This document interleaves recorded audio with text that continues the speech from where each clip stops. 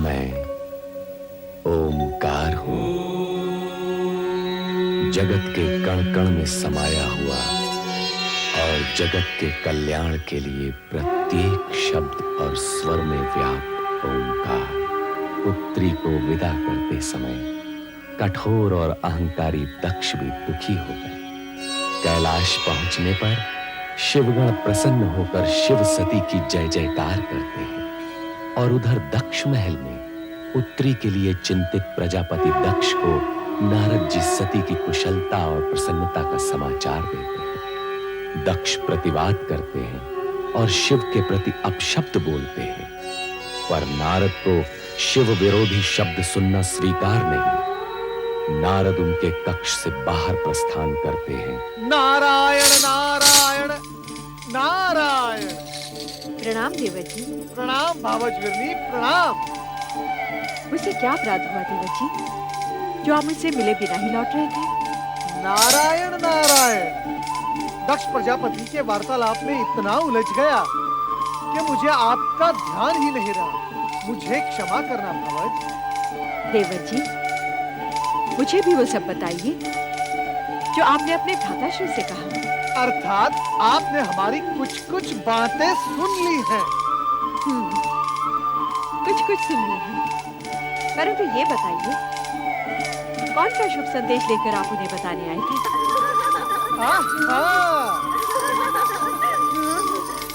प्रणाम देवर जी। देवियों सुखी रहो। भगवान विष्णु तुम सबकी मनोकामना पूर्ण करेंगे। हमारी बहन सती का कोई संदेश लाए है देवर जी। नारायण नारायण। तुम्हारी बहन सती शिव जी की संगिनी बनकर संसार का सर्वोत्तम आनंद ले रही है और इससे अधिक हम कुछ नहीं बताएंगे। नारायण नारायण। इससे अधिक हम कुछ जानना भी नहीं चाहते। हमारी बहन सुखी रहे, बस यही हम सबकी इच्छा है। क्यों माताश्री? हाँ बेटी, आज देवर जी ने ये शुभ समाचार सुनाकर हमारी सारी आशंकाओं का अंत किया है। आप हमारे धन्यवाद के पात्र हैं देवर जी। धन्यवाद के पात्र हैं तो देवर्षि का अतिथि सत्कार तो होना ही चाहिए। आइए देवर्षि, आज हम सब आपका मुंह मीठा कराएंगे। नारायण नारायण। देवियों, ये शुभ अवसर अब तुम्हारे विवाह में ही आएगा। अब मुझे आज्ञा दे। सुनिए तो देवर जी, इन देवियों के विवाह की तैयारियां कीजिए, अन्यथा विलंब हो जाएगा भावज। नारायण नारायण। रोहिणी, नारद जी किसके विवाह की बात कहकर गए अभी? मैं क्या जानूं, तुम ही पूछ लो ना माताश्री से। तुम सबके विवाह की बात कर रहे थे देवर जी, और उनकी भविष्यवाणी कभी असत्य नहीं होती, समझी? देवर्षि नारद ने वीरणी, दक्ष तथा उनकी कन्याओं की समस्या का समाधान तो किया, किंतु रति शिव सती विवाह में सम्मिलित न होने के कारण चिंतित है। स्वयं कामदेव आकर रति को शांत करते हैं और स्पष्ट करते हैं कि उन्हें विवाह में न सही शिव सती में भौतिक इच्छा उत्पन्न करने के लिए तो कैलाश जाना ही है। ये तुम कहाँ हो रति? रति, तुम कहाँ हो प्रिय? रति, तुम कहाँ हो? रति, रति, तुम कहाँ हो? तुम कहाँ हो प्रिय? प्रिय, तुम कहाँ हो? अरे तुम यहाँ हो? क्या बात है रति? तुम मुझसे रुष्ट हो? अरे कुछ तो बोलो, तुम्हारा ये मौन मुझे व्यथित कर रहा है। हाँ, मैं आपसे रुष्ट हूँ। मेरी त्रुटि? शिव सती के शुभ विवाह पर स्वर्ग के सभी देवी देवता और अप्सराएं सम्मिलित हुई, किंतु ना आप गए ना ही मुझे जाने दिया। क्यों स्वामी? इसलिए कि हमें ऐसा ही आदेश किसका? परमपिता ब्रह्मा जी का। उन्होंने कहा था कि हमारी उपस्थिति की आवश्यकता शिव सती विवाह के पश्चात ही हो। इस बात से परमपिता का तात्पर्य? हमें ही अपने हाव भावों, संकेतों और पुष्प बाणों की वर्षा से शिव और सती में मिलन इच्छा जागृत करनी होगी, उन्हें दाम्पत्य धर्म के निर्वाह के लिए प्रेरित करना होगा। देव मनमत, देवी रति, परमपिता ब्रह्मा जी ने हम तीनों को तुरंत कैलाश पर्वत पहुंचने का आदेश दिया है। वसंत, परमपिता ब्रह्मा के आदेश का पालन हम अवश्य करेंगे। हम तीनों कैलाश जाएंगे।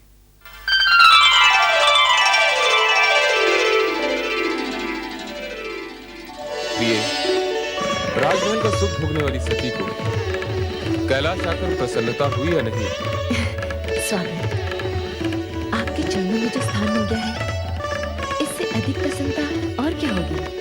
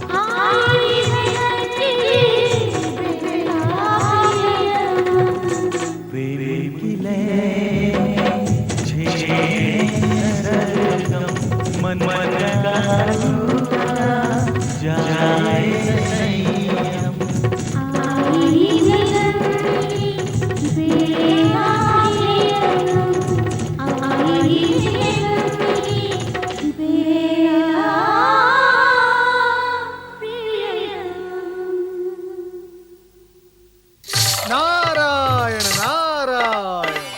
ओम नमो भगवते वासुदेवाय। आओ नारद, आपने शिव सती के आनंद लीला के दर्शन किए अथवा नहीं? प्रभु, वो एक अद्भुत दृश्य था। उस आनंदमय रूप में अलौकिक नवदंपति को देखना स्वयं में एक विचित्र अनुभव था। तो क्या आप इस आनंद लीला का रहस्य समझे नारद? नारायण नारायण, मैं बाल ब्रह्मचारी भला इस गूढ़ रहस्य को कैसे समझ पाऊंगा? श्री हरि, आप इस पर तनिक प्रकाश डाले तो अच्छा होगा। यह प्रकृति और पुरुष का संगम है। इनकी यह आनंद लीला सृष्टि में नूतन घटनाओं का सृजन करेंगी। क्या इस सृजन का संबंध विष्णु प्रिय लक्ष्मी के आगमन से है? देखिए आगे क्या होता है। सत्य है प्रभु, सत्य है। भविष्य की बात तो भोलेनाथ ही जाने, परंतु श्रीहरि, आपके मन की बात कुछ कुछ मैं समझ गया हूँ, परंतु शिव सती की लीला का रहस्य समझना निस्संदेह कठिन है। नारायण नारायण।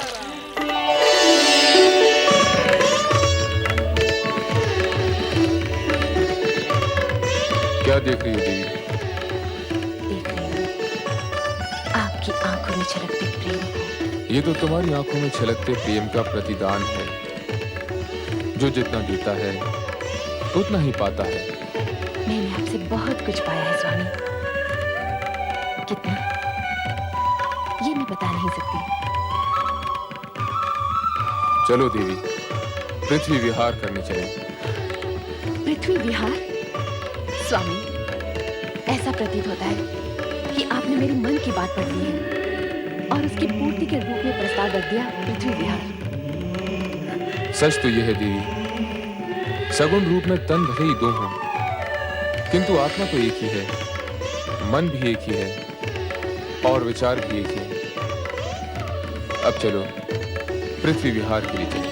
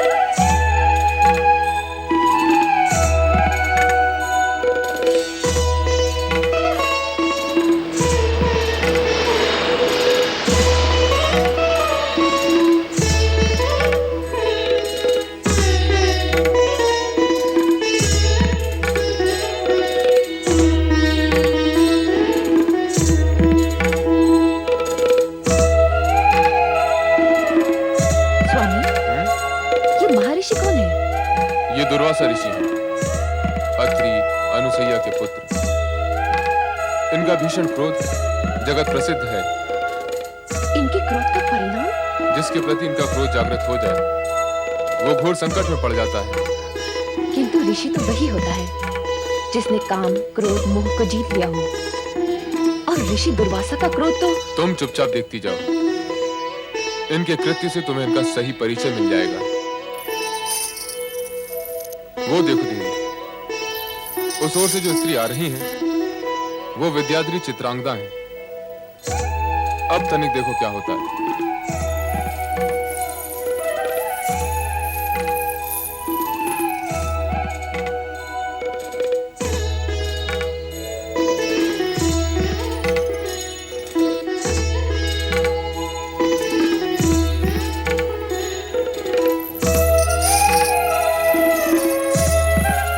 ऋषि प्रणाम स्वीकार करें। तुम्हारा कल्याण हो। इस अकिंचन की ओर से ये श्रद्धा सुमन आपको अर्पित है, इन्हें स्वीकार करें।